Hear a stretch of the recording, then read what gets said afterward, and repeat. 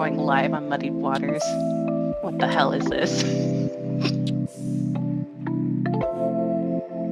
I mean, on time. That's what I meant to say, on time. Sorry, I forgot that part. On time, yeah.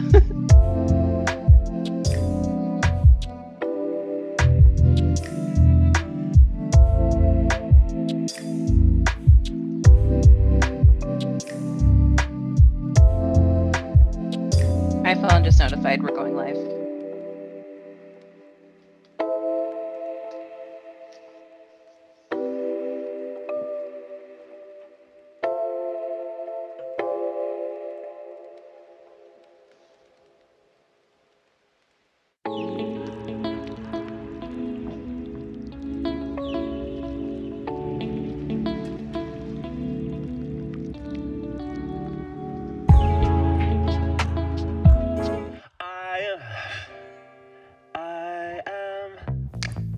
I am swinging from a 7-story window, throwing parties in a 10-by-7 cell.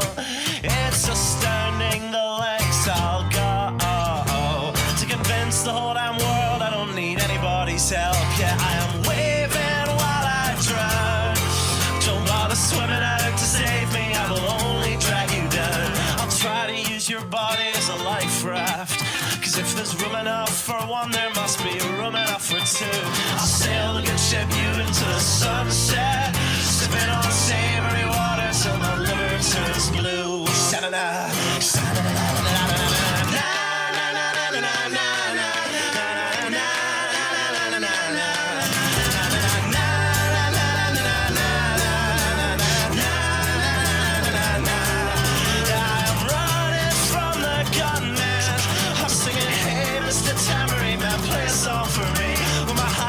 Is broadcast in the evening news. I will be relieved.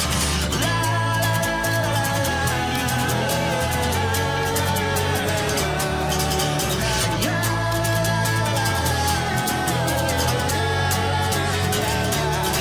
I am waving while I drown. Don't bother swimming out to save me, I will only drag you down. I'm waving while I drown. Don't bother swimming out to save me, I will only drag you down. La, la, la, la, la, la, la, singing, hey, hey, alright, yeah, I wrote that one myself. It's astounding the lengths I'll go to convince the whole damn world I don't need anybody's help. Fuck.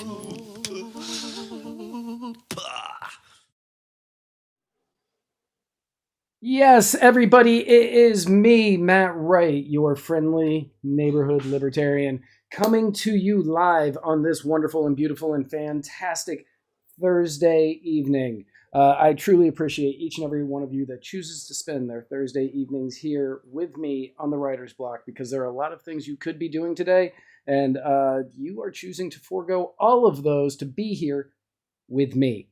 So thank you all very much. First and foremost, allow me to thank, I should thank Casey Nether Carbonella the 14th, but she only bought me this today because she's going to ask me a favor tomorrow. And since I'm not 100% sure what that favor is, I'm not thanking her. Instead, I will once again thank me. If anybody wants to be the official kava sponsor of Muddied Waters, please reach out to me. All you have to do is buy me kava. You just have to give me kava, really. I mean, I don't care if you buy it. Like, you could steal it and give it to me. I don't care. But to me and to all of you, I say, Bulavanaka. So, let's start out today paying a few of the bills that we need to pay. Starting out with the Libertarian Party Waffle House Caucus, the fastest growing and second largest caucus in the Libertarian Party and the largest waffle-related caucus in the world, in the entire world. The Gravy King. Fierce Luxury by Ashley. Fierce Luxury by Ashley is a high-end bag and accessory consignment shop where you, my wonderful and gentle listeners, can consign for 20% less than most consignment shops, or so I'm told. You only consign with her for 30%. This is a place where you can get the highest end bags around.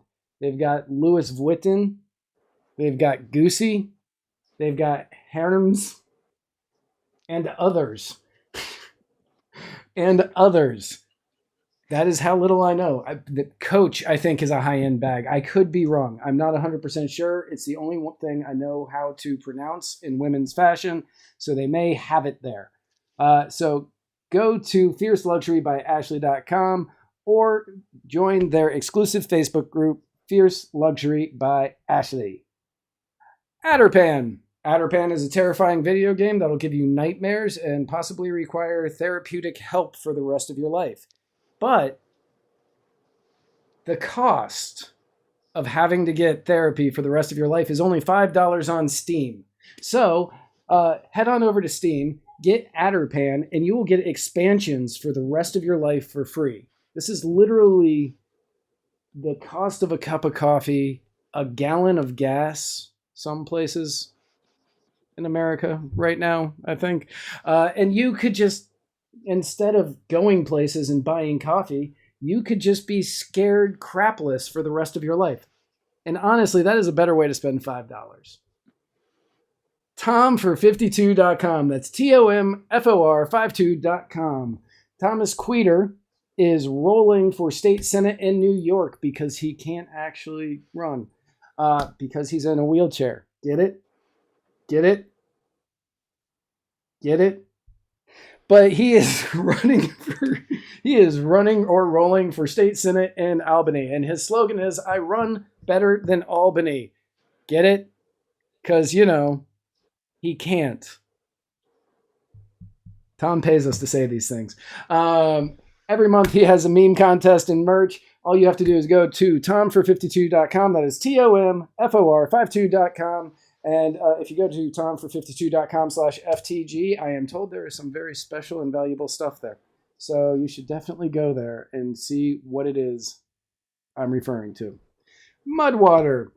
Are you one of those people, like the Taliban who woke up today and said, you know what, I never want coffee ever again in my life? Then you should try Mudwater because it tastes like you took the sand right off of the floor and poured it into a cup and mixed it with water. But it has 1/7 of the caffeine, but it will get you very much awake. Check out Spike Cohen on Tuesday nights, and you will see that Mudwater works exceptionally well. And as we say here, trust me, add honey. This shirt is because of Mudwater. I'm wearing it for a different reason tonight, but it just works out. Trust me, add honey if you go the Mudwater route.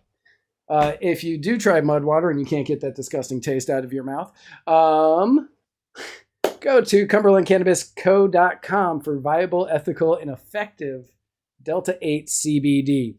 Basically, Tennessee has figured out how to make weed legal everywhere. And they perfected whiskey. So in all honesty, how could they mess up weed? They perfected whiskey. And other country music, Elvis, other things.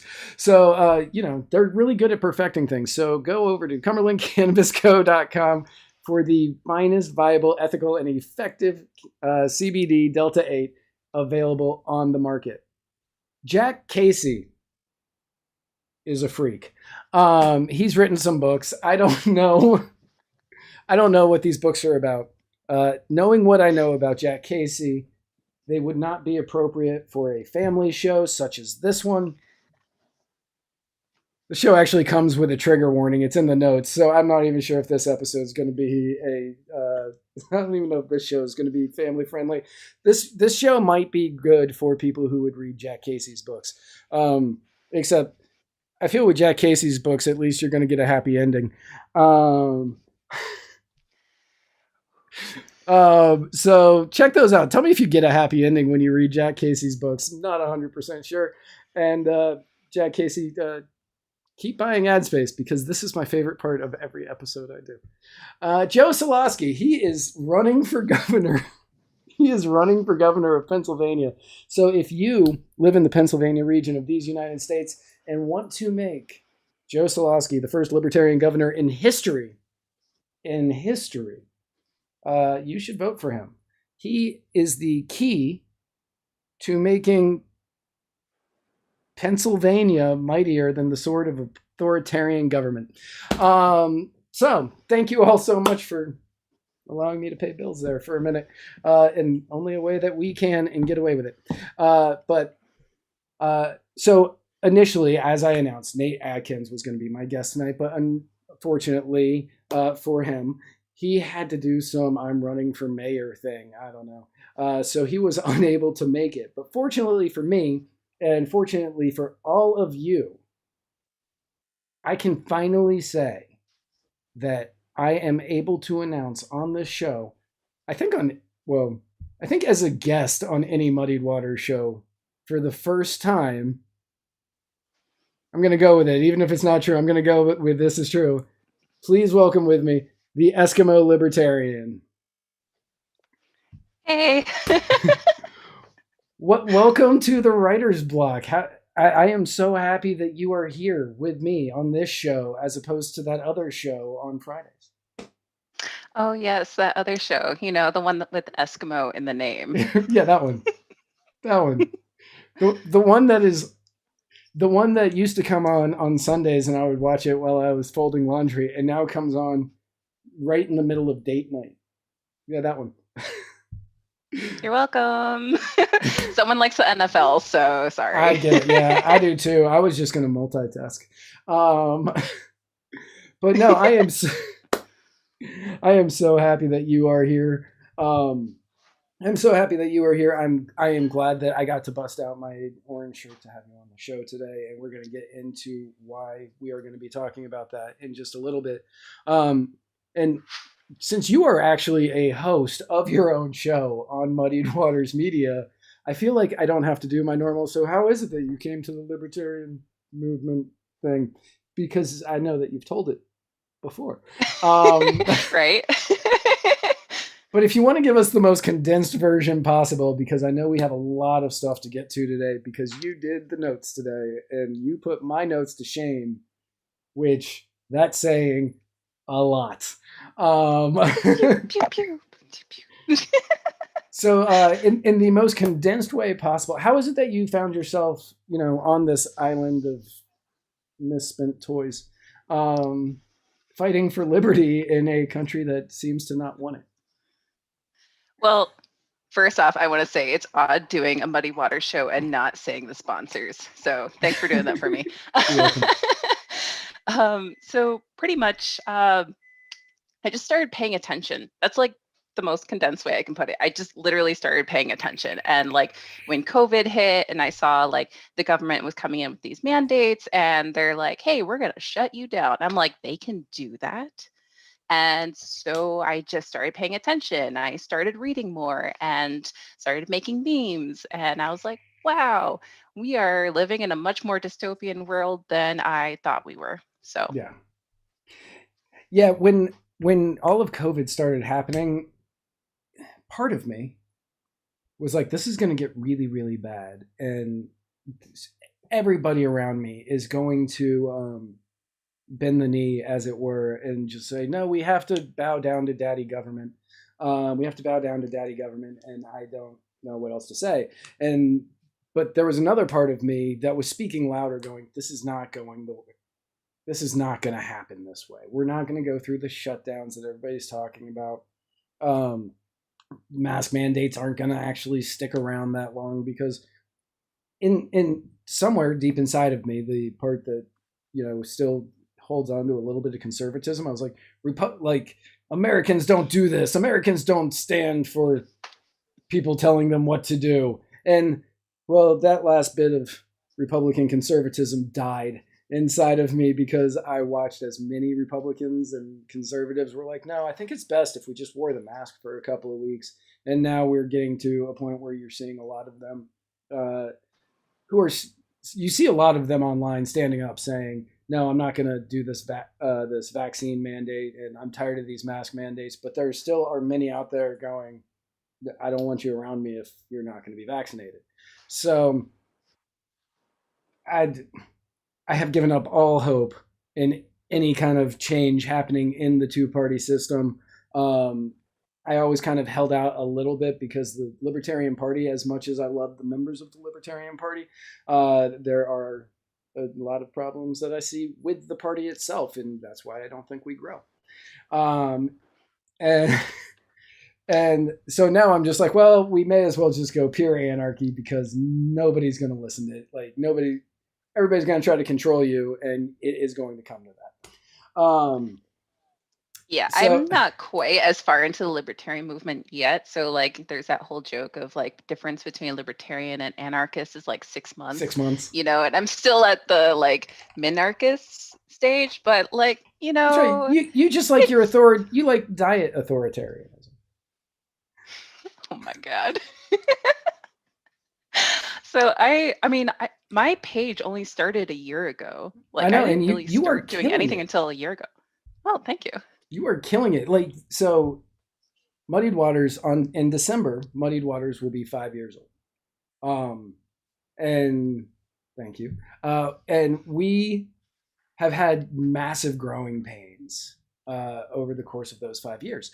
Anybody who has been following us for 5 years understands that. Like we were hit with shadow bans early on. We had issues with ownership between the company for a little bit. We got everything sorted out, but we lost our like button for like a year and a half. We still don't have one. I think they got rid of it just altogether. I don't know. But we lost our like button. And even you have said, if you share something of ours, it does not get the reach that something you post does. But in the year and a half that you have been running Eskimo Libertarian, you have seen massive growth. Your reach is unbelievable. And what you are doing to help spread the message is truly inspiring to so many people. And I hear it constantly, and I agree with them every single time. Which, when I saw what you and Cajun were doing, and then I heard you guys were doing a show, it was a no-brainer that I wanted you guys to be on Muddied Waters Media with us. Like, that was I texted Spike, I was like, hey, Cajun and Eskimo doing a show. I'm going to ask him to be on Muddied Waters. Cool? He went, yes. And I went, cool, I was going to do it anyway. Yes. Okay. You weren't really going to have a choice. So I was going to just go, okay. But like, because of how good you are, both you and Cajun are at spreading the message, and how good especially me. Especially, well, yeah, I mean, No, come on, look at these notes. You are well planned out. I feel you already know many of your posts tomorrow, and next week. Yeah. I'm sorry, what? Yeah, fair. I have no idea. I'm going to be looking tomorrow morning on my drive to work for things to post. And then I will delete some of them later after I realize, Facebook's definitely going to kick us off for that. Which I had to do today because I was like, that's really funny. And then I was like, oh, no, not in Facebook world. But with you and Cajun, the way that you are spreading the message and the reach that you guys are able to get, you guys are quickly becoming intrinsic voices in this movement. And in all honesty, it is an honor and a privilege to say that you have a show on Muddied Waters Media. And even more so, an honor to say you are here talking about this issue that we're going to be talking about tonight with me. Yeah, for sure. This is actually the one issue that I am the most passionate about. Is something like for years I've like kind of been telling people part of it, and I really did a lot more research. And with my platform, I am so happy that I'm getting this message out there. And so many people have talked to me like, I've never heard of this before. And I'm like, yeah, it's really sad, like how traumatic this is, how tragic it is, and no one's heard about it. In all honesty, I did not know about Orange Shirt Day until you called and left a message on Tuesday. And when you said, "Hey, it's Orange Shirt Day," like I was here on my tablet here, like, what is Orange Shirt Day? And That's okay. because I had no idea about it. But after I was sitting here reading about it, and I sent it to the director of our HR at my job, and I sent it and it said, "Hey, this might be something might want to look into. I understand probably not this year because it's in 2 days." And that takes approval because it's a company. But maybe for next year, it would be something that we could look into potentially pushing. And if so, I will consider it a win if I can convince her to do it next year. Awesome. That would be Get it? cool. Yeah. Right? Yeah. Yeah. Oh, I totally forgot one of my sponsors. I'll get to that sponsor at the end. I apologize to that sponsor. He's in the comments. No, it's fine. We're just gonna totally give him product placement. Look at this nice. Isn't this a great tumbler though? It's a great tumbler. Right. Defy the power. Not dishwasher safe, right? Not dishwasher safe. You got to hand wash these, but totally worth this because all of these additions, like any special things that you want to do, free. Wow, I should get one with my little avatar logo and then my badass one on the other side. That would be so cool. You absolutely should. And Spike doesn't watch this show, so I'll do this here. But on the bottom, it says Spike talks too much. It really does. Like I don't know how leak proof this is. Yeah, no, I'm not going to try that over my computer. But yeah, it says Spike talks too much. Okay, so I would have sympathy for him, except he washes his tumblers in the dishwasher. In the dishwasher. So. If he didn't wash his tumbler in the dishwasher, I wouldn't call him out for talking too much when he goes on one of his rants. With my Defy the Power tumbler that I got from Defy the Power with my free add-ons. Didn't cost any extra. I like how it says man and not guy. Man on left instead of guy on left. I grew up. I'm no longer just a guy. I'm a man.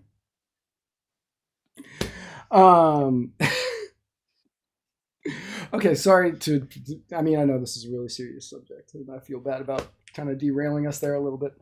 But welcome to Muddy Waters Media. But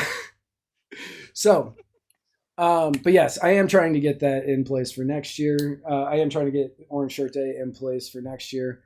And if so, I will consider that a huge win because that will be able to spread this message on to other people that, like me, had never heard of it. So yeah, that would be great. Right. So I do have I have to give a trigger warning because it's in the notes. I have to give a trigger warning. This episode is going to include. We're going to talk about a lot of abuse and death of children in graphic detail. So if that is something that you don't want to hear or you feel might trigger you, this might not be the right episode for you to watch. But if you feel that you are okay with that, then please watch because this is going to be a lot of important information. And I am looking forward to having this conversation. But I don't want anybody out there getting upset about anything. So I wanted to throw that out there at the beginning because it's in the notes. So residential schools. I know that you've wanted to talk about this for a lot of months. So what is the deal with residential schools? So there's a lot of stuff. This subject is actually very important to me because, I'm the Eskimo Libertarian. I actually am Alaskan Native. I'm Yupik Eskimo, if people are interested in that. And so this is very important to myself because it's actually affected my family. My grandma was forced to go to a residential school, and my mom, if she was just a couple years older, would have been forced to go to a residential school. So this is how recent this history is. There's a lot of people alive today that are affected by this. And so I went through and kind of have a whole history of how this all began. And so started in like the late 1700s, early 1800s. And this is when we have the colonials and everything, and there's like the Native Americans, and they wanted to do some westward expansion. And that was very difficult because there was a lot of nomadic Native American tribes. And so you have people like Thomas Jefferson. I know you love Thomas Jefferson. You even have a tattoo of him. I do. But so he wanted these Native Americans to switch their practice of nomadic life to husbandry and household arts. And then you have James Madison. He said it was time to complete the work of transitioning the Indians being Native Americans, that was the term they use, from the habits of the savage arts to the comforts of social life and sitting down, not being nomadic, Right. what have you. So this is textbook. Government thinks they know best how you should be living your own life. And this is a pattern that we see even today. Not that I'm hinting towards anything specific. So I actually know this. I actually know one of the words that you used, but I learned it not too long ago. Husbandry. You said that he wanted them to kind of be geared toward husbandry. That's like biology, right? That's like caring of animals. Correct? I read it as something else, but maybe you know more about this actually. Yeah, because they're trying to change that word in the care, cultivation, and breeding of crops and animals. Yeah. Oh, okay. Yeah. So yeah, they're trying to actually change that word in today's lexicon because it's patriarchal. I mean, that's why they're changing it now. I had to go through, and we have a lot of courses that were husbandry 101 kind of stuff, and I had to change them all to animal care. Oh, okay. Yeah, agriculture. But yeah, so he was trying to get them to stop their nomadic life and instead be stationary and focus on agriculture and like fishing and things like that, as opposed to living the lives that they had been living for centuries, essentially. Yeah, thousands of years, estimated like 10,000 years, even though there's actually more archaeological finds that are like older than that. But yes. So you've got a lot. I know that you have you have a lot of stories from your family. And James Madison, who a lot of people think is a decent person. A lot of the early founding fathers had a lot of backwards thoughts, and we all know that now. At the time, they weren't considered that way. It doesn't make it right what they did, but we know that they had a lot of backwards thoughts. But James Monroe, he had a State of the Union address in 1818 where he was kind of going into a little bit of detail on some of this stuff.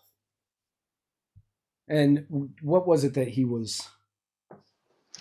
Yeah, so he wanted to address this problem because they were looking more towards that Western expansion.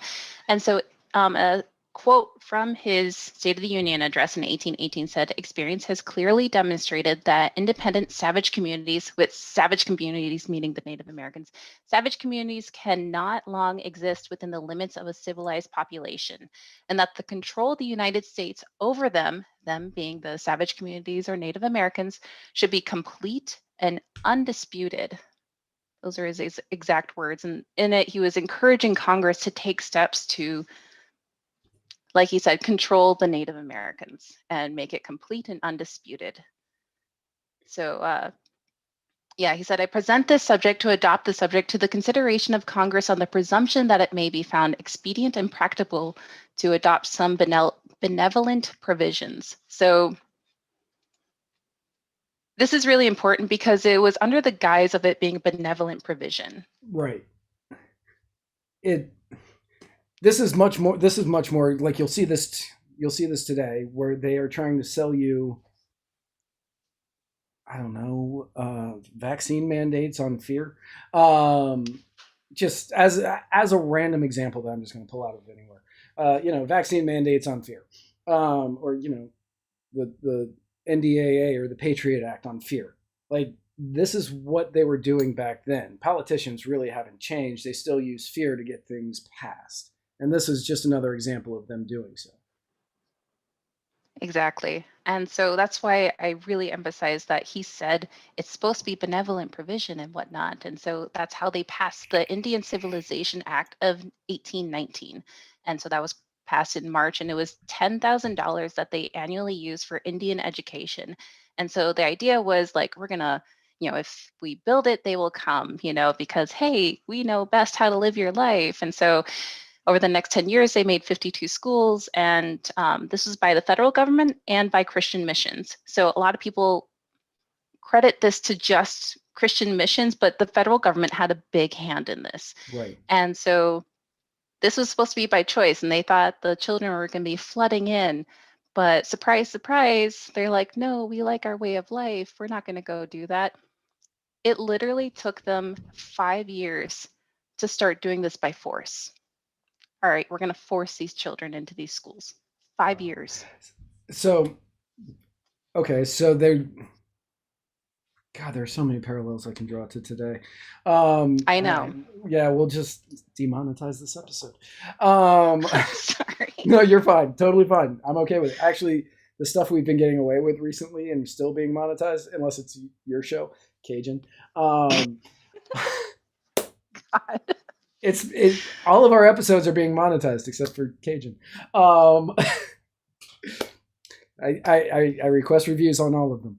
But so they figured that people were just going to be like, oh, good, the government's here to help, which, as much as I understand people don't like Reagan, he was right when he said those are the scariest words you can hear. I'm from the government. I'm here to help. That was my Reagan impersonation. You don't get to use it often anymore. But in 1819, they're like, I'm here from the government. I'm here to help. And the natives were like, no, we have been here for much longer. And we're going to continue doing things the way that we do them. We're going to teach them the way that we want to. And we're not going to go to your government indoctrinated schools. And less than five years later, 6 years before he left office, so yeah, we'll say 5 years later, they were literally rounding them up and forcing them into these schools. Yes. Literally on his way out the door, like, hey, start doing this by force now. See ya. And what was I feel weird asking you these questions. What was the punishment if you were like, no, we're just gonna go to the next area where we hunt and fish and live? Like, what if you just said, no, we're not gonna do that and just moved on? Like, were they like throwing people in prison, or was it worse? Yeah, they were throwing people in prison, and mom's parents were being beaten as children were forcefully taken from their families. Like, there's actually old paintings depicting this, where you have military force going through these native villages and literally taking screaming children from their mothers. And it's quite brutal, actually. Right. And later on, people would actually be sent to Alcatraz prison. And so you were either beaten, murdered, or sent to jail if you didn't comply. Just comply. Follow the science. So yeah, right. So when the children were taken, they were forced to go to schools, sometimes like hundreds to thousands of miles away. Like, yes, halfway across. Well, at the time, that would have been all the way across the country. So essentially what the U.S. government was doing was attempting cultural genocide. Yes, and they were succeeding in doing so. Well, yeah. It's dark. It's really dark. It is. It is. No, you're totally fine. You are totally fine. So as we know, like, children were stripped of their traditional clothes, so they couldn't wear the traditional native garb. I don't know the Regalia, yes. yeah, okay. Regalia, that's a better word, I think. So we're gonna go with traditional native regalia. The boys had to cut their hair short, which I that should just never be forced on anybody ever. Um, they couldn't speak native languages or perform in their cultural practices, and their whole identity was going to be stripped from them by the government, and they were going to be whitewashed into what the government and the Christian church saw that they should be acting like. Their version of morality. Exactly. And there's even accounts of the teachers going and trying to bleach their skin whiter. Bleach children's skin whiter. Literal whitewash. Literal whitewash.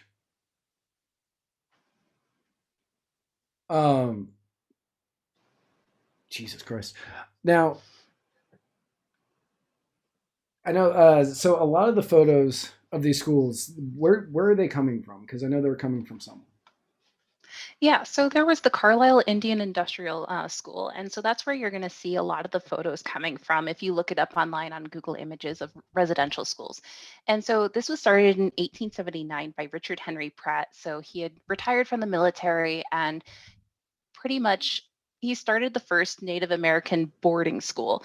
And what he did pretty much is he rounded up a whole bunch of Native American boys.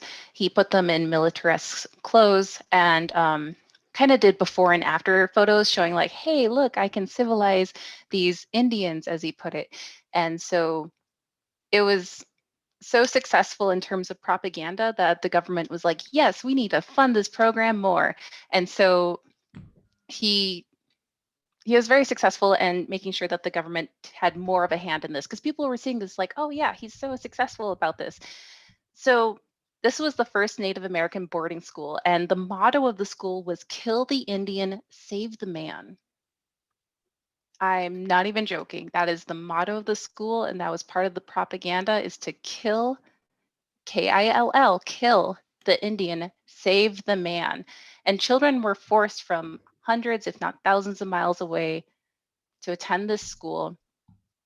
And because of this, over 350 schools were created after that, and they adopted that militaresque, rigid structure that at the Carlisle School, because he was ex-military. That's the life he knew. So it's not exactly sure how many children attended this school, but it was a lot, thousands. Yeah. Now I know. So, like, obvious because of the time period that it was in, and the fact that there wasn't electricity or the internet, like the propaganda is going to work because you're going to have you're relying basically on word of mouth and print media, and they're just going to say the things that they're being told by their bosses. So the propaganda's got to work, especially back then. So in the end, over 350 schools ended up being created. Yeah, at least. It's not exactly sure how many, but an estimated 350, because not all the time were they registered. So Fair. I know. So I know somewhere here in Florida there was the God, what's it called? Um, the American Indian boarding school or the boys' school for American Indians here in Florida. Um, and I know that it was here where they ended up finding a lot of the bodies. And I think it was one of the things that ended up kicking off a lot of the investigations. Was what was happening here, and that led to a lot of it. Um, and it's crazy to think that these people who had been here for millennia, that had been living a certain way of life, that hadn't ever asked for a change in that life, we're now having this forced upon them. But much like with the school here in Florida, that they were doing this stuff. I know up until at least the '60s, it was a very militaristic, rigid structure.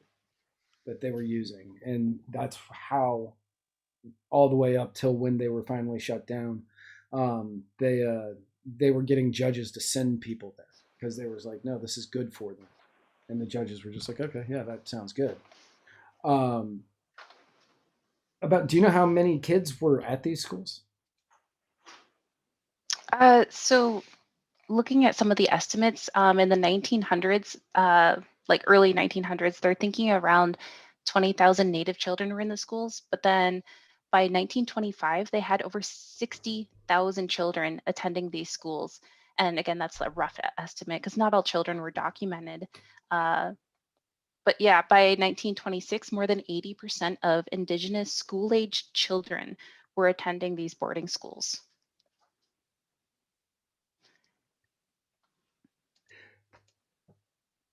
You can't get 80% of people to do anything. And so if you're forcing 80% of the people to do this, that is terrifying that they were even able to do this. Um, so obviously, I, I know that this is going to go kind of without saying, but the living conditions, I imagine, weren't good. They were awful. Yeah. Just so first off, they had recurring outbreaks of influenza, mumps, measles, chickenpox, and tuberculosis, and that was for a number of factors. So there was overcrowding. They were forcing some children to share beds. So you would have 2 or 3 kids sharing a bed at these residential schools, and they were just packed with as many kids as you can. Like I said, 80% of Indigenous school-aged children were attending these, and they Right. didn't have the provisions for that many people. Also, you're dealing with children and they had irregular medical care. Children need regular checkups and whatnot, but they didn't have enough medical staff going out to these schools to do their medical care. And then there was a lack of quarantining sick children. So you would have children that were sick and they were still sharing beds with other children and staying in close quarters. They didn't quarantine those children that were actually sick. So it was just rampantly going through multiple times. These children were hit with a lot of sickness. And And knowing what we know about human history, um, you can take a look at the border issues that we see, where the border patrol or the people in charge of the what are they called down there now, the overflow facilities, where I they, can't keep up with the name. yeah, I can't either, where they have been sexually assaulting people at the border. And you hear about it in prison, and you heard about it from the internment camps and from the Holocaust. Like, this is not anything new. So I imagine that back then you had the same sort of issues going on to these children. Yes, they experience many forms of abuse, including mental, physical, spiritual, even sexual abuse. And we're talking about children here. So there was sexual abuse of children.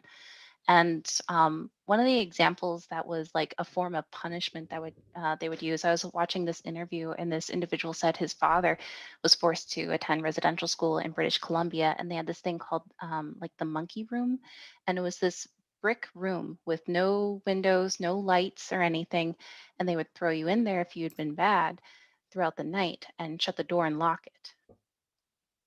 And as a child, even as an adult, that's terrifying. That's terrifying. Yeah. That that's And yeah. that's terrifying. Um, so when kids would try to speak their native language, whichever one it was, would that like end them up in the monkey room, or would that That be was one form of torture that they would use. Another torture that was actually very common, they would take needles and pierce your tongue if you were speaking that language, because that is to them the language of the devil. And so you should only speak English because that's the Christian language. sure? Be, sure. Otherwise, they would be Because starved. right, okay. Um, yeah, the language of the devil.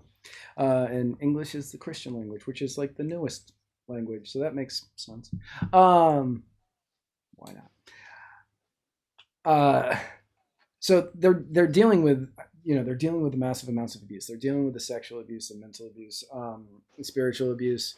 They're being told that their ways were just wrong, that they need to conform and act more like the white man, and don't worry, we are here to protect you.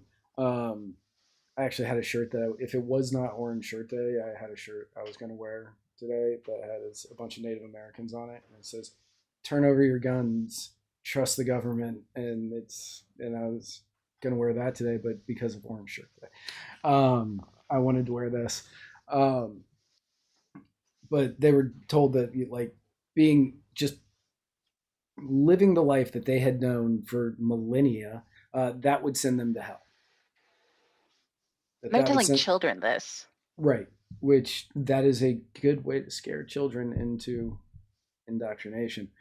I mean, it's not right, but it's effective. It's effective. It is very effective.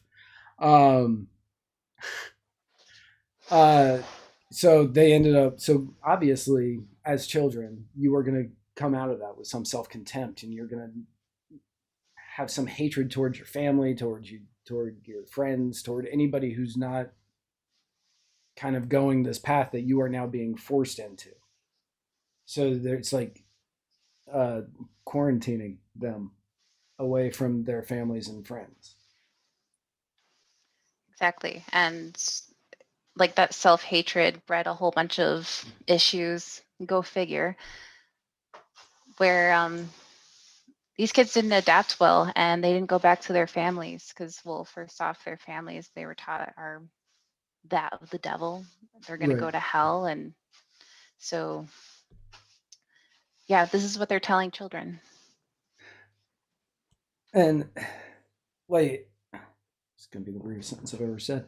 Can we go a little bit deeper into like, do we know more about the sexual abuse that was happening? Do we know like to what extent this was? Yes, many kids were sexually abused, and in fact, the girls, they were girls because these are children who ended up being pregnant, were forced to have abortions because we can't have evidence that they're being sexually abused.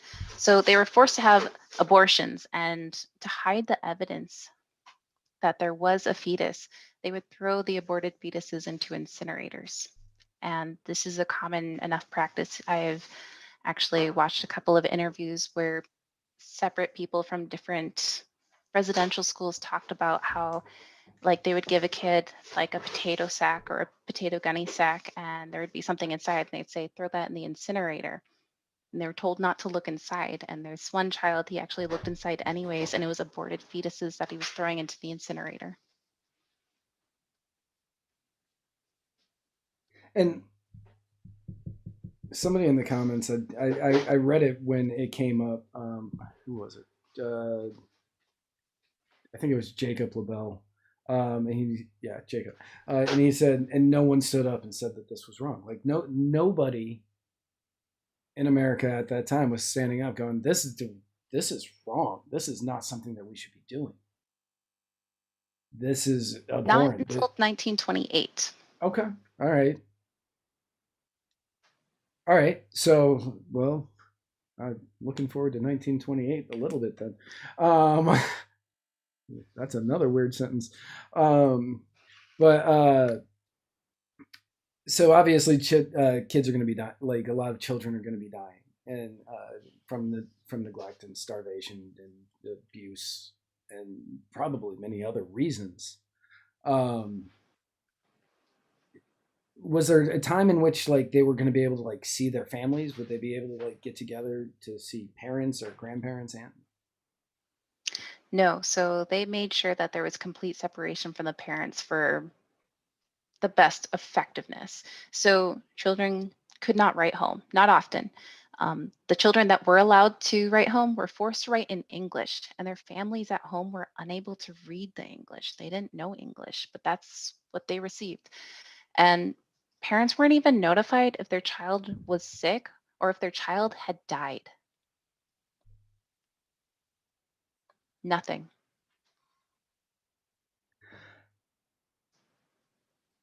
And what would happen if like one of the kids was like, if they tried to escape, if they were like, no, you know what, f this, and whatever that phrase was back then, f this, I'm out, I'm not dealing with this anymore, I'm out, I'm leaving, and they tried to leave.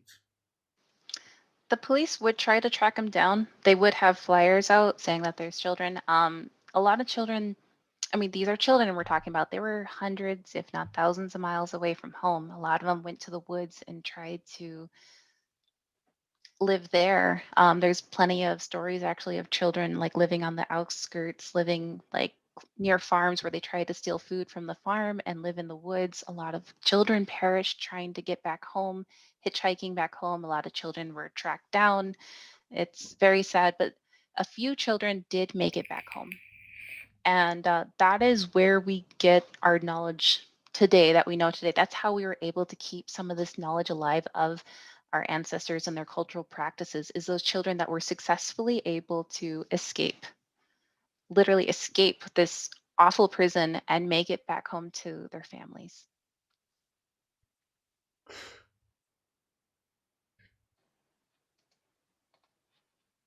So I'm not okay. So let's jump ahead 1928 because it sounds like at least something good is happening in 1928. Um, Something better, maybe not good, better, better is something better is happening in 1928. Um, what was going on then? What happened So in this 1928? Yeah, this is when the living conditions of these schools started surfacing. So there's this thing called the Merriam Report, and it was submitted by Secretary of the Interior Hubert Work. Gosh, try saying that 3 times fast. So he had this Merriam Report, and it was titled "The Problem of Indian Administration." And so it kind of labeled out what was going on at these schools and what we should be doing differently. So first off, what we should be doing differently. He said abolish the uniform course of study that only taught European American cultural values, and that we should educate younger children closer to home. So unfortunately, it said that like older children should still attend like non-reservation schools like further away, but at least have the younger kids, because some of these kids were as young as 3 years old, as young as 3, and they were away from home.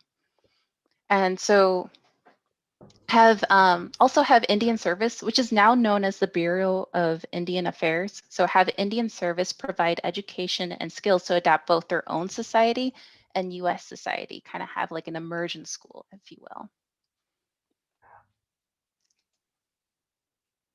So those Um, were the recommendations. Now for okay. the, it also listed out some of the conditions that were going on in the school and letting people know in Congress what is going on. And so even though I've listed off some of the stuff that has gone on, a lot of people are like, well, it was back then, people had disease and died and whatnot. You know, it was a Right. rough time to live. However, it stated in the report that the death rates of Native American students were 6.5 times higher than for other ethnic groups of that age. So Six as and a half times. so as people from Europe and other areas started coming to the U.S. and they were like, "Hey, there's this new country. Let's go check this place out. They're accepting everybody," um, and they were coming here, and all of those people that were like, "Okay, yeah, we are choosing to be there, and we want to be there," like they were not exactly falling victim to a lot of the same things that the natives were when they were being forced into these situations and they were being forced to be at these schools where horrible shit was going on. Like a lot of like in a lot of this I am learning today for the first time, and it is like I've always known that the history of the US is not going to be what we've all learned. It is not what we've learned. The statement, history is written by the winners, is true. And when you start digging into things and reading opposite sides, you can start to piece together where it really is. I always knew that whatever happened to the natives before, today, I always knew it was never as good as what we had been told. But I never expected it to be to the level that it is that you have been describing. So after the, and again, it's gut wrenching that there was a time in history here in this country where this was going on. But so after the Merriam Report, were schools closing? Did people go, no, we need to end this? Some schools, but Okay. not all of them. It didn't have this resounding effect that you would expect it to have. Like, this is really bad. But the thing is, Native Americans were demonized, and they were showing that these people aren't civilized. So, why are you laughing? So you Yeah, can't see it, but in the background somebody walked by and was looking in the. So I wasn't laughing at what you were saying. I was laughing at somebody walking by and looking into the, like, dead on into the camera at me. So I apologize for that, but it was, and I was like, oh God, I hope nobody else can see that. And then I looked, I was like, nobody can see that, and then that made me smile more at a very inappropriate time, and I apologize. Sorry. exactly. Yeah, I apologize for that. But so again, I'm very sorry for that. Sorry, where were we? I am so sorry. That So really took me out of it. that's okay. So some of the schools did start to shut down, but not all of them. Not Okay. enough, for sure. It wasn't until like the 1960s during the civil rights movement did Indigenous activism actually start gaining traction. Okay. So Um so with the Civil Rights Act, that was when people started kind of waking up a little bit more and trying to find equality for all people. Um Now, once the civil rights movement sort of moved on, um, was that when more schools were being shut down then? So like late '60s, early yes, '70s, kind of. exactly. A lot more started shutting down. And not only that, so there were a few pieces of legislation that actually were passed that were supposed to help the situation. For example, the Indian Self-Determination and Education Assistance Act of 1975. The remaining schools were given to tribes in partnership with the Bureau of Indian Affairs, or the BIA. And then there's also the Indian Child Welfare Act. This is the act that finally gave parents the legal right to refuse their child's placement in these schools. So 1970s. okay, so that was in 1975. When these schools first were introduced, 1819, and then it was 1825 when it became by force. So that's math, 150 years before the United States said, you know what, parents should be able to say, the parents of these children should be able to say, no, you aren't taking my child to this school that's hundreds of miles away or thousands of miles away, or not the schools that I want them to go to. It took 150 years for that to Yes. happen. For this benevolent provision to finally be optional. Okay. All right.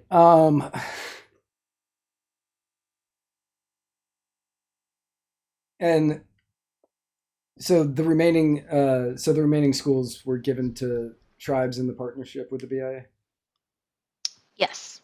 And a lot of those schools ended up shutting down anyways in the 80s and 90s. There's actually not too many residential schools that are here today. Okay. Um. So I know that back in the 50s, 60s, there there was a adoption movement for natives. Um, Yeah. what what was the deal with that? Like, why was the government pushing this? So this is when they noticed that the boarding schools, well, that art, if you will, was dying off and it was being called out. So they needed a new way to have mass. Oh, what's the term I'm looking for? Oh, just cultural genocide. I'll just stick with that. Okay. So it was the Indian Adoption Project, which started in 1958.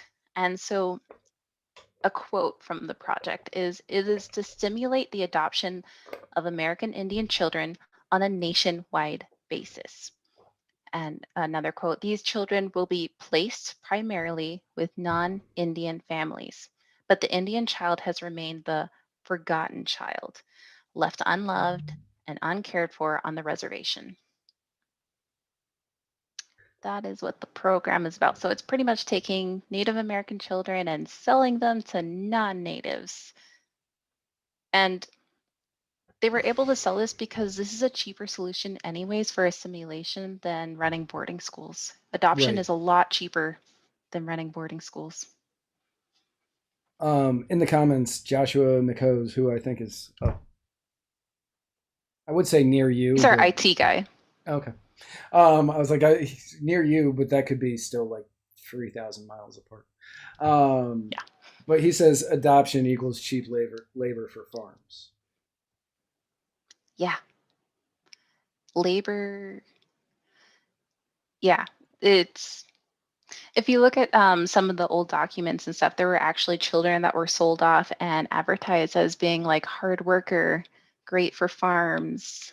You know, it wasn't like outright said, but it was outright said pretty much. So, But yeah, yeah. we aren't selling you workers. We aren't letting you just buy these people to be workers at your house. But just so you know, last all day in the sun, strong workers, strong backs, like knows how to till a field. I don't know. But you'll be adopting these people, and they will not be for work at your residence or at your farm, but instead they're gonna you will be raising them, but they're not for work. But these are the benefits. Yeah, that was part of it too. Another sort of way that they were going about it too is they were selling it to suburban families. And so they were featuring these children like all smiling and they're the forgotten child and everything. And it would be in magazines like Good Housekeeping. And these children were unwanted and needed new life. And they were orphans that nobody wanted. And they're tugging at the heartstrings of these, white women who are reading these magazines in suburban America. And it was very successful because hundreds of families were asking for Native children to adopt.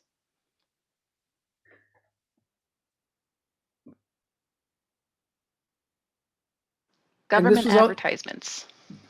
and so this was all being done as so the government could try to assimilate these children into what they believed was the right mindset.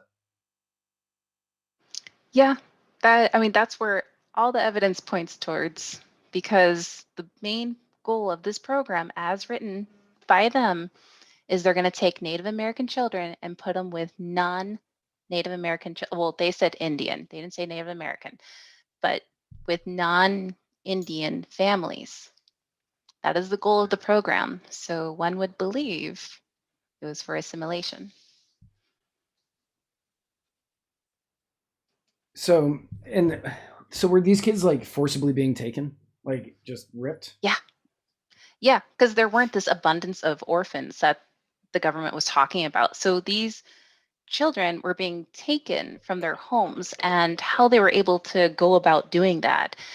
So they had these social workers going to reservations, and the criteria for taking children from families was made so vague that you could take any children practically.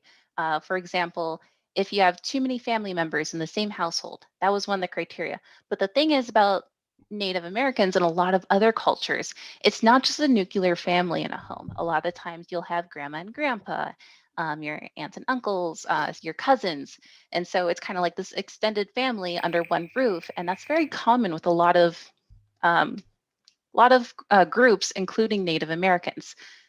But if it wasn't a nuclear family, they were able to come in and take the children. Another one is if you don't have indoor plumbing, which during that time, a lot of rural houses had like cisterns and whatnot. And so the village where most of my family comes from, they didn't get indoor plumbing until a couple years ago. And so that's actually something that I learned when I was up in Alaska. That a lot of Alaska didn't get indoor plumbing until literally this century. Um, and they were like, no, they just continue doing it the old way. They didn't really need to worry about it. So if that was the way that you were living and you were happy with it, why would that have been a criteria for? Not that anything that you've said is a criteria, but Exactly. including that, like, why would that be a criteria if everybody is happy in the living situation? Kids are happy, parents are happy, whoever else is living in the house is happy, and this is the way that they have lived. This is the culture of which they've lived. Why would this matter, and why would you be taking people away from their families for these reasons? Just because it didn't fit into your bubble of what you believed a family should be or how a family should live. Um, so tell me about Terry Yellowhammer. Yeah, so I specifically mentioned about Terry Yellowhammer of the Standing Rock Sioux tribe because he was talking about in an interview that while working with, or while she was working with folks impacted by these incidents, she talks about how social workers, when they would come to these reservations, to these towns, mothers and family members were literally hiding their children wherever they could so that the social workers wouldn't come in and take their children away. And there's people alive today that remember this. A social worker would come to town and their mother is hiding them under the floorboards or up in the attic, telling them to be quiet so that the social worker doesn't hear them.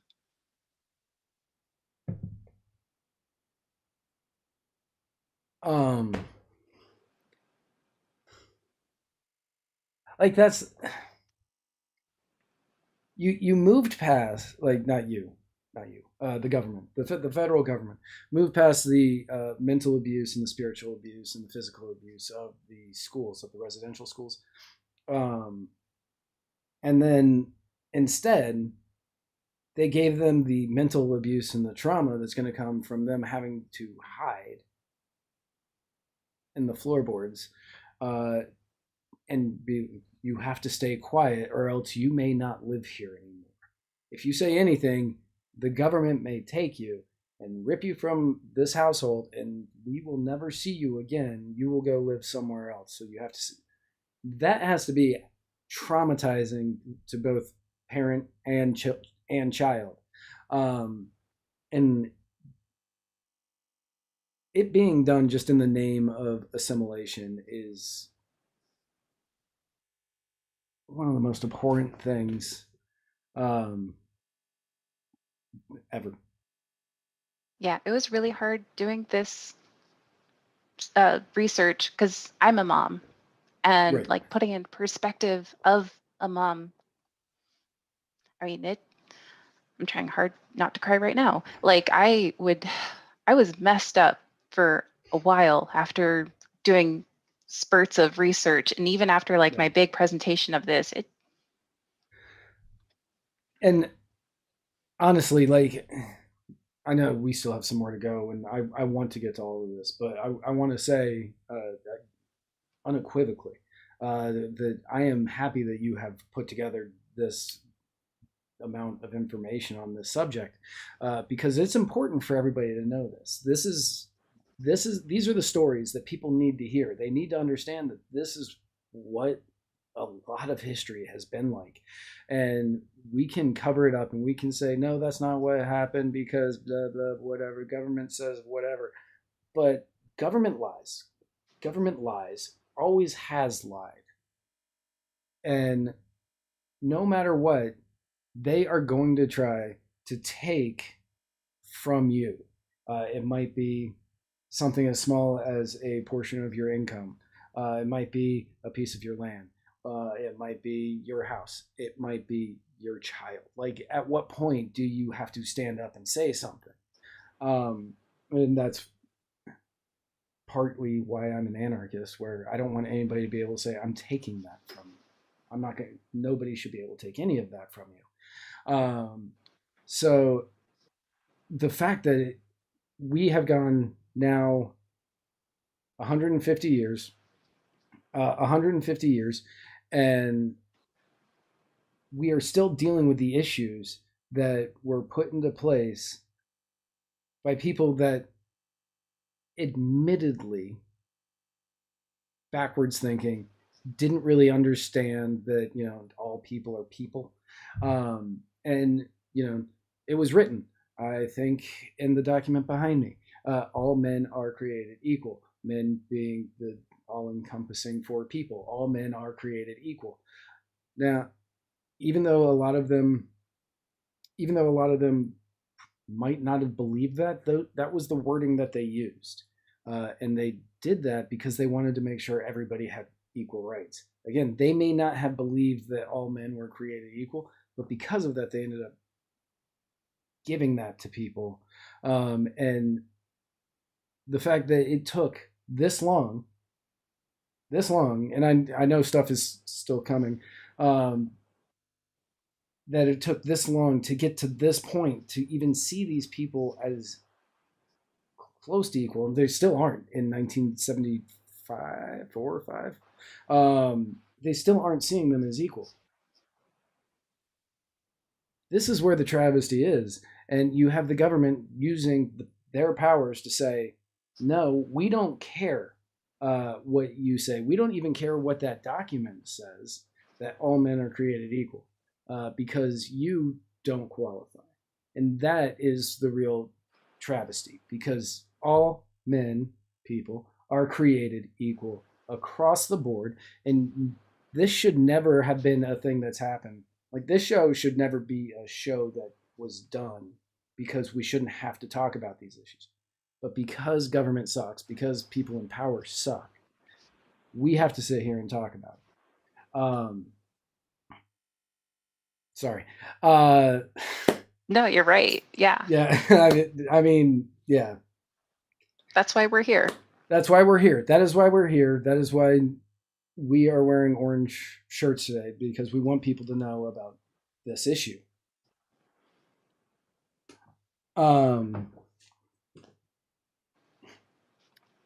So 1 in 4 Native children were living apart from their families in the 60s.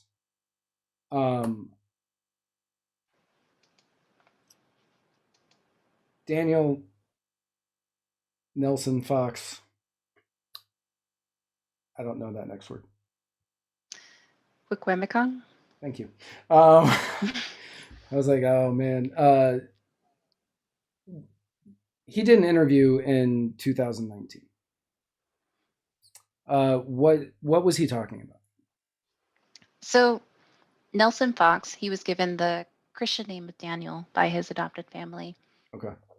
He came across some documents of his biological father, who was Victor Fox, and his father was trying to get a hold of him and his brother, his sons, and the Hennepin County, which is where they lived, wrote back to the father saying that the children were adapting very well in their new family. So these children were taken away from their father, and the father was not able to contact his sons. And literally, Hennepin County was like, nope, they're adapting well to their new family. You don't need to be in their lives. But the thing is, that wasn't actually the truth. No one actually checked in on Nelson Fox, or Daniel is the name that his adoptive family gave him. He was Right. actually being horribly abused in his new household, and he was resorting to self-harm and suicidal attempts. It was so bad. And so Hennepin County is where Minneapolis is. Um, Hennepin County is where Minneapolis is. And so if Daniel or Nelson Fox, if Nelson Fox was giving this interview in 2019, one can reasonably surmise that this was happening in Minneapolis area. I don't know how old he is, but I'm just going to say in the 1970s, 1980s. Yep. Which over the course of human history, that was like yesterday. And I know that we have people, yeah, somebody in the comments says lives in Hennepin County right now. So over the course of his lifetime, this was happening in the county in which he lived. This isn't like some travesty from hundreds of years ago. This was within the lifetime of many of the people watching this show in an area where some of the people are living.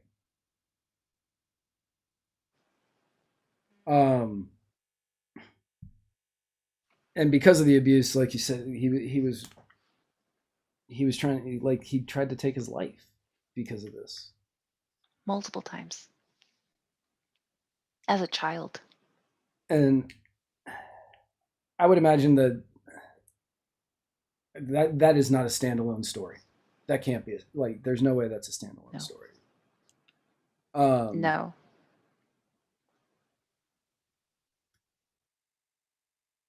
And it just kept getting backed up. Like, it just kept getting supported by government. Yeah.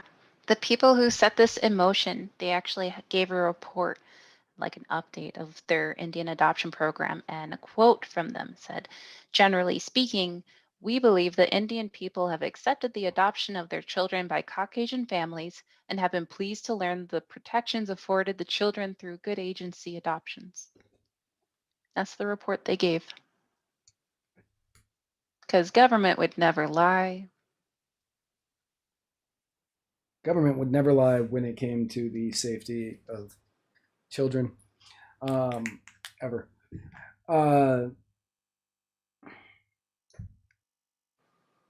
So 1974, there were some hearings in New York. Yeah, so there were a lot of hearings that were taking place in Congress talking about Native American children and the conditions that were happening. And this was also spurred by the civil rights movement. So testimonies from children affected by the Indian adoption program and the residential schools.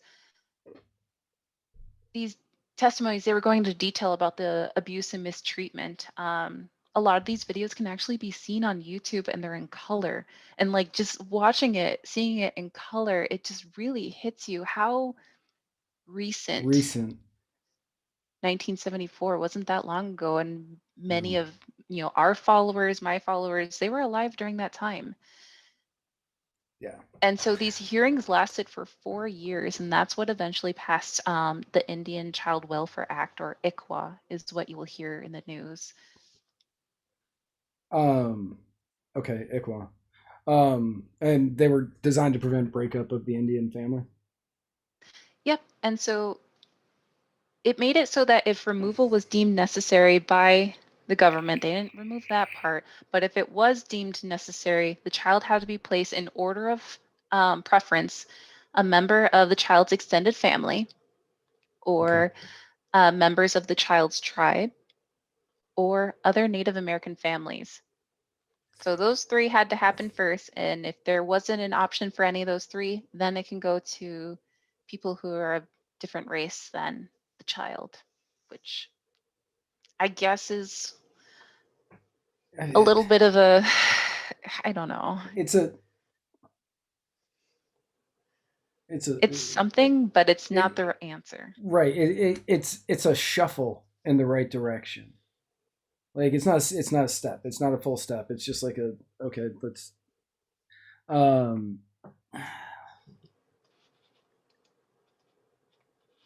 But children are still being taken. Today? Yeah, Native children are actually 4 times more likely than white children to be placed in foster care. 4 times more likely.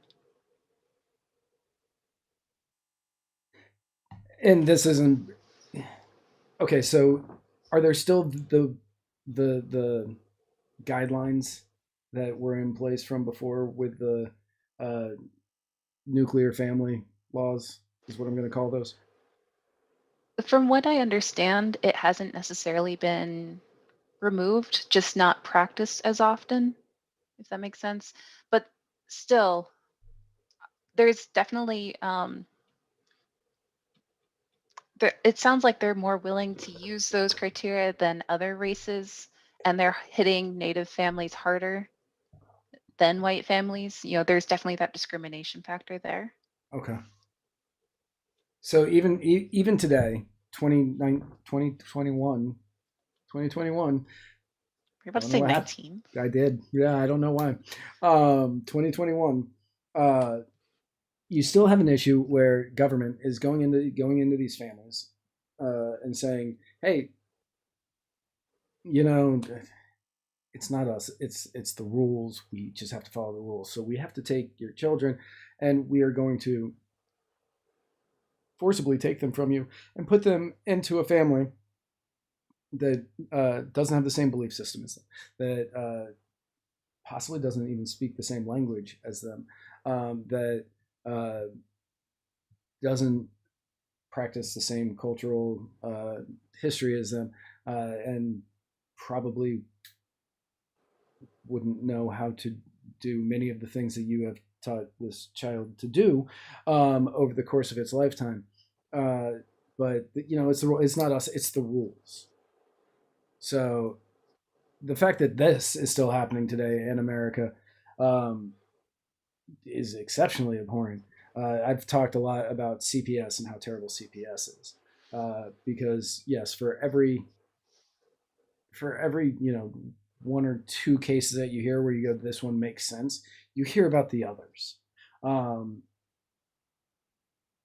I would imagine, I would imagine that the rate is much lower where you're like, this one makes sense when it comes to this one, when it comes to this story, when it comes to the natives. Um, I you didn't put it you didn't put that in, like you did not put any stat like that in there, but I am guessing that instead of like 20%, which that's just a rough estimate on CPS on my part, I'm guessing it's much lower than 20%.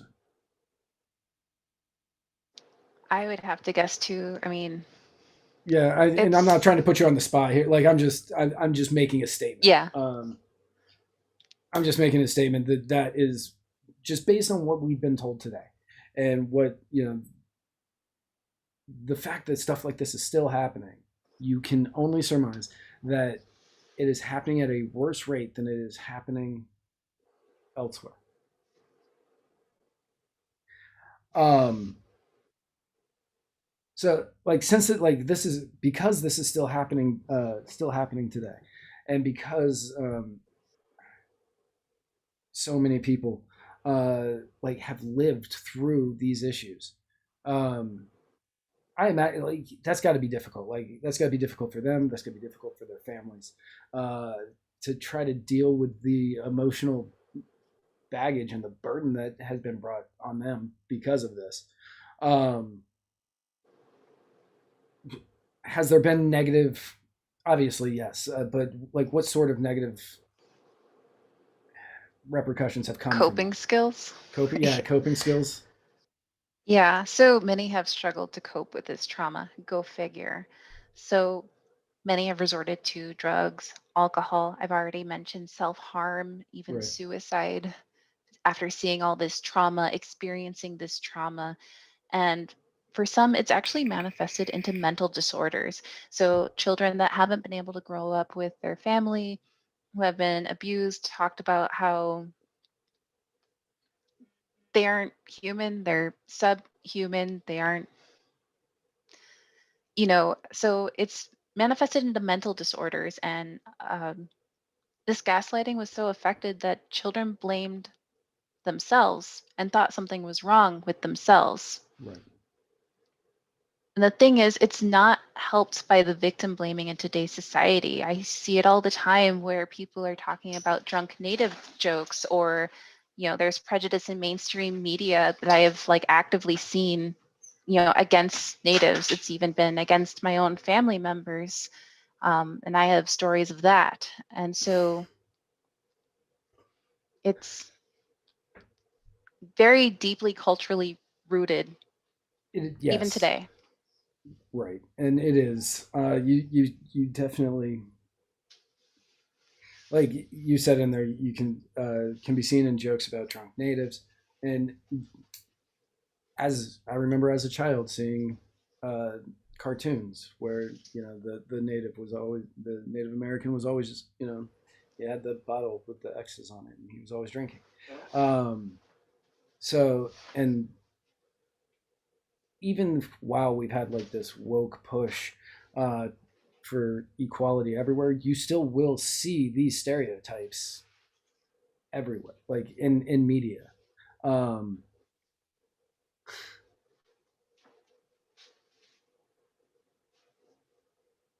can, I'm gonna. I'm not sure which way I'm hoping for this, but was this like something that was strictly to America, like, or was this more worldwide?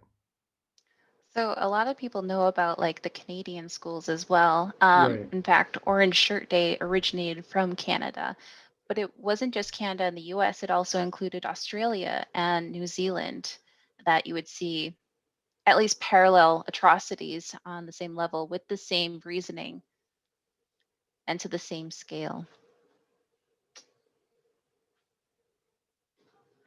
So I know that this. I remember right when you started Cajun Eskimo from Bayous to Igloos Friday nights, 9:30 Eastern. Um, that was roughly about the time that there had been a bunch of schools in Canada that had been searched, right? That was right about the time you guys started. I think so. Yeah, we're about to have our 14th show, Okay, if that so means yeah, anything. Yeah. So when I originally got all these notes together, I had said as of July 2nd, they had searched 7 schools in Canada and more than 1,500 child grave sites had been found. We are now above 5,000. And it's kind of hard to have an exact number because it's not necessarily reported about. It's not the hot trending topic right now, but over 5,000 child grave sites at these schools. Some of these are mass unmarked graves. There is children as young as 3 years old, and these graves are shallow. They're about 3 feet deep. And there's still hundreds more school sites to be searched. um, Thousands of children.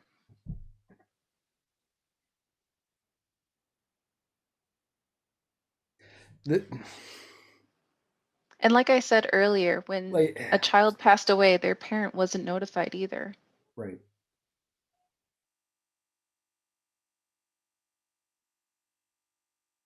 I knew so.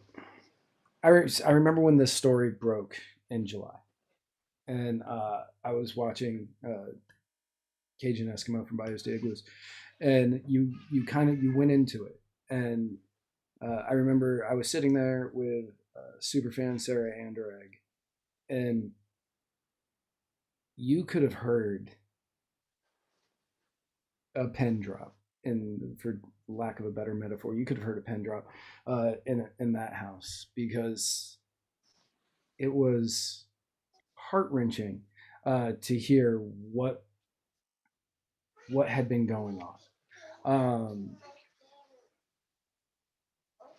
And it it raised it opened my eyes to an issue that I did not know existed, that I was unaware of, and I didn't know how close to home it hit with the school that was here in Florida, um, and how all across America and all across Canada, there because of these government schools, and church schools.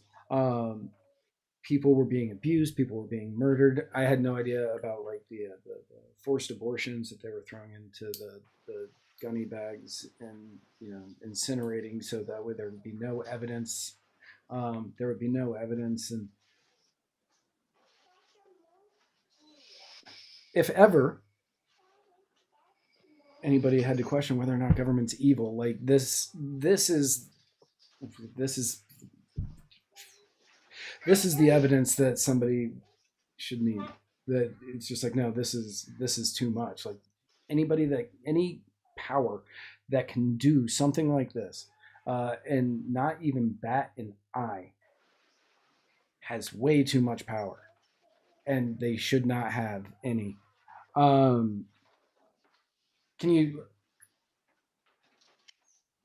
Before I tell go me? into that part, I Okay, would like to say something that has made it please. very easy for folks, because a lot of people are like, how could this happen? Right.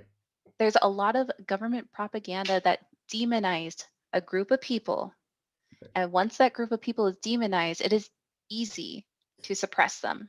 And so that's something I like to advocate about, is like, be careful who is being demonized. We are all people. Like, we, the people, Right. are created All equal. Yep, all men are created equal and people. Um, but yeah, no, that's a great. That is a fantastic point, because when you see the government demonizing something, we say it on Muddied Waters of Freedom all the time. When you have a story that's going on, and it's like, why is this such a big story? It means something else has happened. If the government is demonizing a specific set of people, that means that somewhere they are probably doing something terrible to that specific set of people.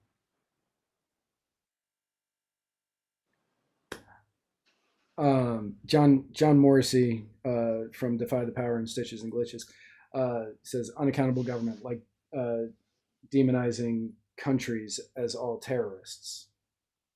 When you are demonizing an entire country, and I'm not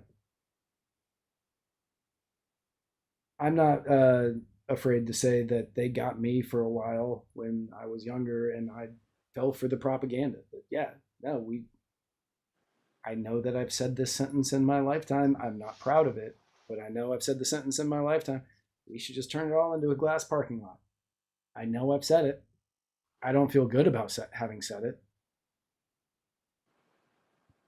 but I fell for the propaganda. It wasn't until later where you start learning more and you start seeing things. And like you said, if they are demonizing somebody, there's probably something else going on.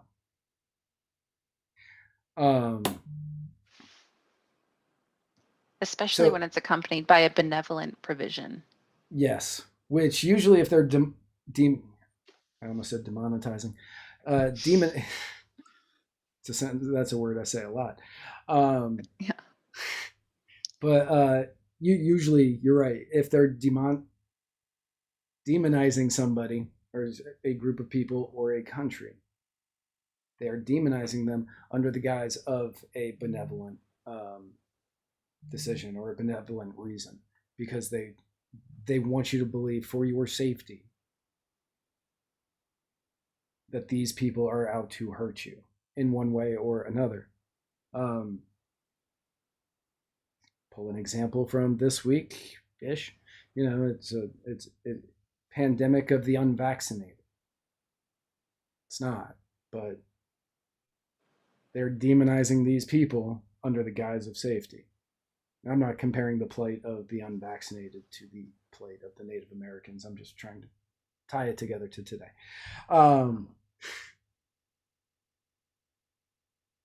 So, can you tell me about the National Native American Boarding School Healing Coalition?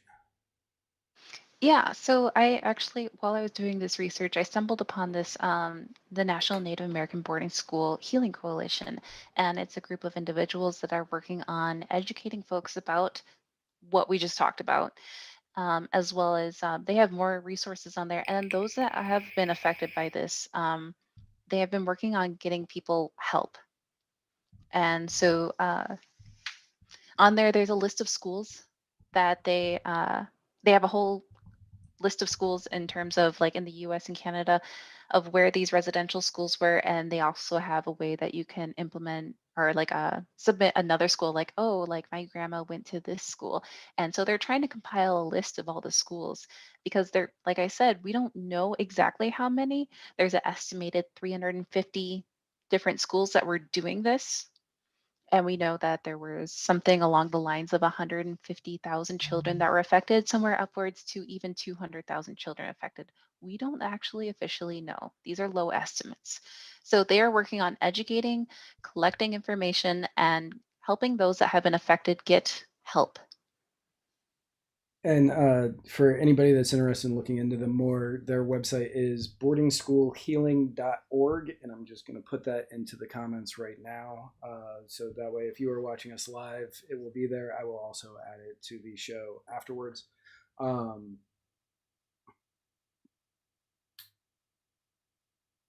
So I know you touched on why we wear orange a little bit earlier, but why are we? What can you tell the people why we are wearing orange today? Yeah. So back in 2013, there was a woman by the name of Phyllis Webstad, and she was telling her story and her experience about going, attending a residential school.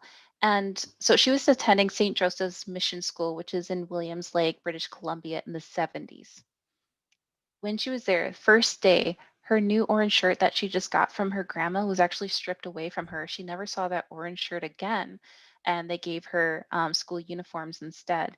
And every time she sees the color orange, it reminds her of that day because they literally stripped her of her identity, taking like this beautiful orange shirt from her grandma, which seems like a simple thing maybe, but Right. she literally was stripped away of her identity as a Native American and forced into, the white Christian sort of lifestyle.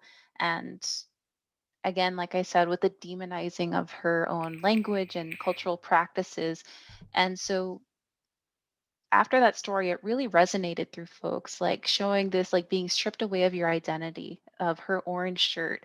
And so orange became the color to represent residential schools. And so now we have Orange Shirt Day, which um, normally occurs like in early fall when children would be going back to school. So this year it's September 30th, and I don't know if it's going to be September 30th every year, but it's Okay. just symbolizing like this is like school time is starting. And so you wear orange shirt, and it's been observed since 2013. Okay. And it was primarily observed in Canada. Yes. Okay. So now it's like making its way more into the US. And so that's why I'm like putting posts about it. And people are like, I've never heard about it. I'm like, well, Right. we're making a And trend. right. And that's how I was Tuesday. Had never heard about it. And I am truly honored that you could be on the show today to talk about it with us. And so for Phyllis Webstead, uh, I understand what I understand that like the color orange reminds her of her grandmother because of the shirt and because she was being ripped away and because her identity was being ripped away from her. How the color orange always brought her back. That, that clicks with me. I understand that 100%. And as tragic of a story as that is, it makes the wearing of the orange one of the most poignant and poetic things ever. And since we don't know if September 30th will be Orange Shirt Day every year, I know that next year, 2022, right? Yes, 2022. I don't know what year it is. We will. We here at Muddied Waters will definitely celebrate Orange Shirt Day, and we will push all that we can here. And that's a promise I can make to you, to everybody in the audience. Um, I hands down, we will push it. And if any of us have shows on whatever day Orange Shirt Day is, we will wear orange that day. Because this is It's heavy. It's heavy.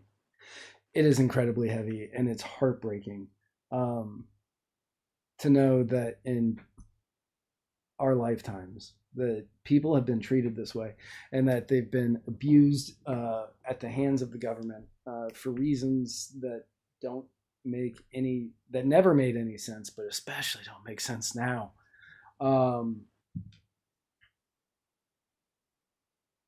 yeah it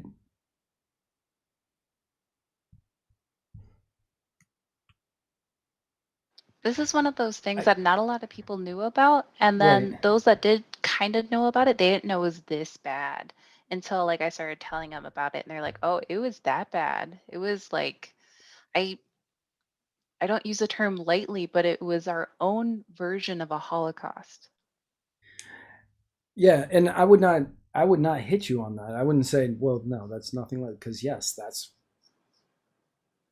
that's what this was. It was your version of the Holocaust. It was cultural genocide being perpetrated by a government against its people. And this is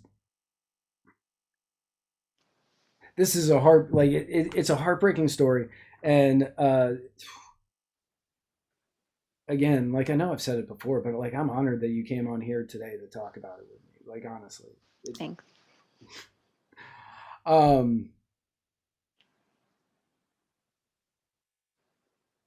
I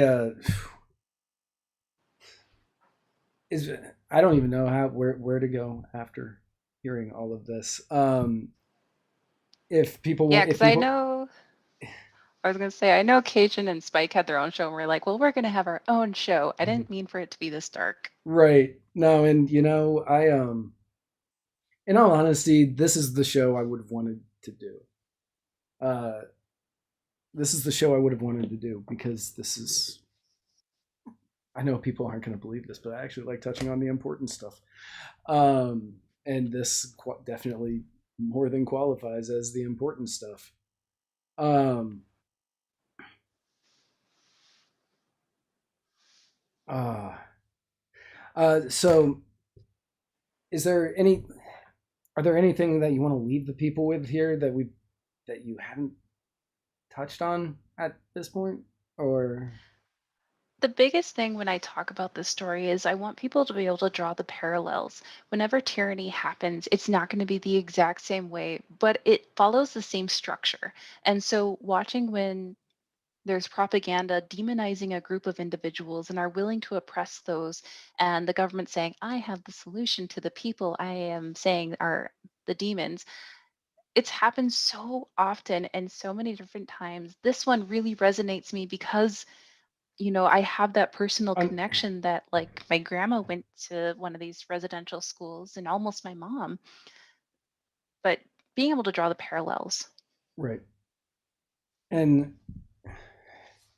And we touched on many of them to what is going on in America today. Um, but you can do this throughout all of history, where you can see the same playbook being used, and you could see it in America specifically. Japanese internment camps. If you go over to Europe, you've got the Holocaust. If you go to Russia, you've got the gulags. You've got so many different places where this playbook has just been used over and over and over and over again, and the government using propaganda in order to sell these kind of atrocities uh, to the rest of the unwitting public. Um, and it's not until you get people coming out and talking about the issues that this is what's actually happening, and people being able to open up their eyes. Uh, that's why, more than anything, it is massively important to be able to talk about these things openly and freely, without fear of government repercussion. Um, which even with the First Amendment as it is today, like you don't even have that anymore. Um,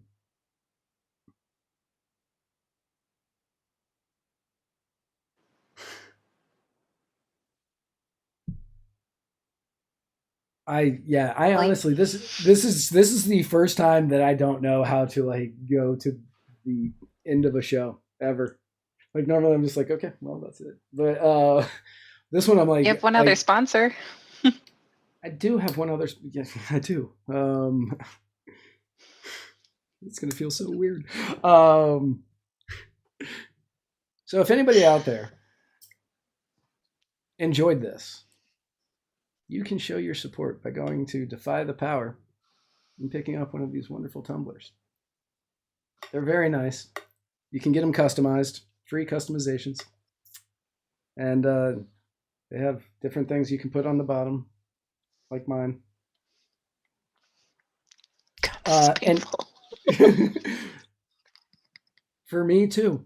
But if you use the code Muddy Tumbler, 2 words, at checkout, you get 10% off. Defy the Power, Stitches and Glitches. DefyThePower.com, StitchesandGlitches.com.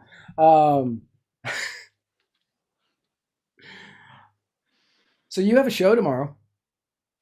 Yeah. Do you have anything you'd like to close with before we get there? I have a show tomorrow, and I need to do notes. And now you know what I mean when I say I need to do notes. Yeah, no. I don't do it this extensively, but yes. No, I get that. Well, everybody, tomorrow it's 9:30 Eastern, correct? Yes, I had to do the math. It's 5:30 for me. Okay, so yeah, 9:30 here. 9:30 Eastern, 8:30 Central, 7:30 Mountain. Thank you. 6:30 Pacific. 6:30 Pacific. 3:30 Hawaiian. Yeah, 3:30 Hawaiian. Everybody tune in tomorrow. Tune in tomorrow night because Cajun Eskimo from Bayou's to Igloo is going to be happening. It's going to be a fantastic show. It always is. I usually get a chance to listen to it Monday morning on my way into work. But every time it's great stuff, even if it is never monetized. Cajun. It's not my fault. It's not my fault. It is not her fault. It is 100% Cajun's fault every time. This weekend, I know that Spike is in Minneapolis, so if you are in Hennepin County, you can head on out to see Spike and talk to him about what you just learned today. I'm certain he's going to enjoy that. And on Monday, which is the 4th, right? Yes.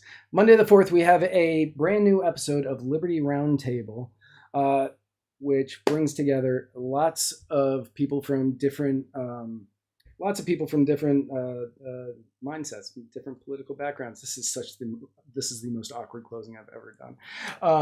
Different political backgrounds who are going to be debating one particular subject. So that is at 6:30 Eastern. Next Tuesday, you can see me and Spike Cohen right here on Muddied Waters of Freedom, where Spike and I will parse through the week's news like the sweet autumn cherubs that we are. And then next Wednesday, you have Spike Cohen coming back on for My Fellow Americans with You're Not Going to Believe Who He Has On. You are not going to believe it. It's going to be a shock to you. And then next Thursday, right here on the Writer's Block, I have Bill Redpath, who is going to be my guest next week. So be sure to tune in for that. Nalik, Eskimo.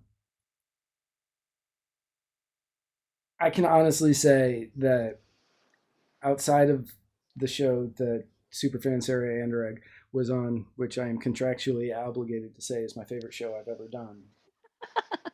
It was a good show. This is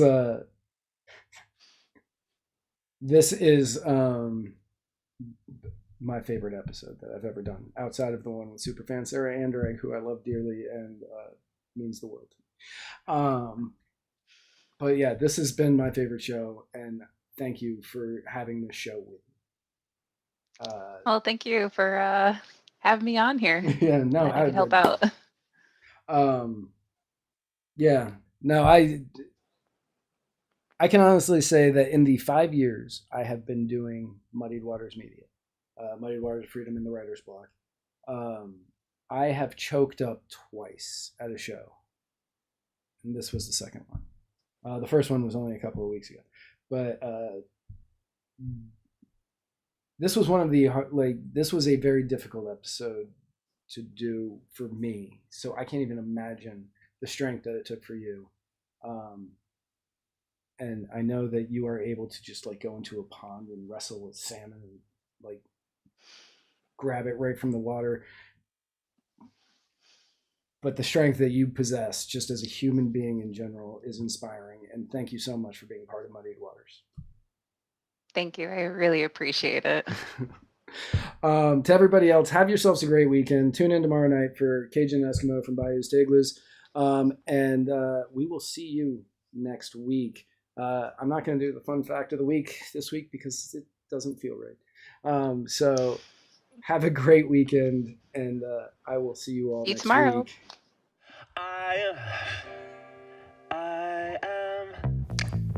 I am swinging from a 7-story window, throwing parties in a 10-by-7 cell. It's astounding the lengths I'll go to convince the whole damn world I don't need anybody's help. Yeah, I am waving while I drown. Don't bother swimming out to save me, I will only drag you down. I'll try to use your body as a life raft, cause if there's room enough for one, there must be room enough for two. I'll sail the good ship you into the sunset, sipping on savory water till my liver turns blue. Sha-na-na,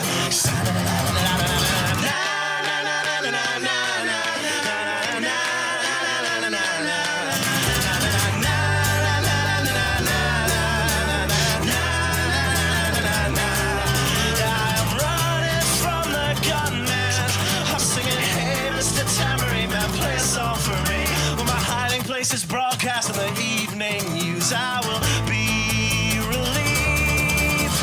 La,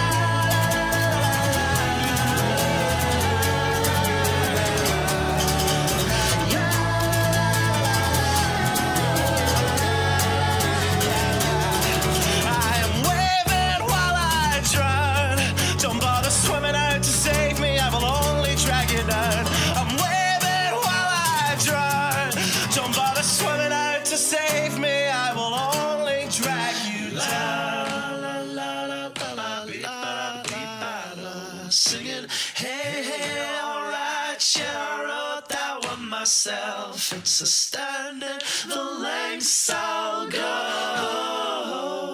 to convince the whole damn world I don't need anybody's help.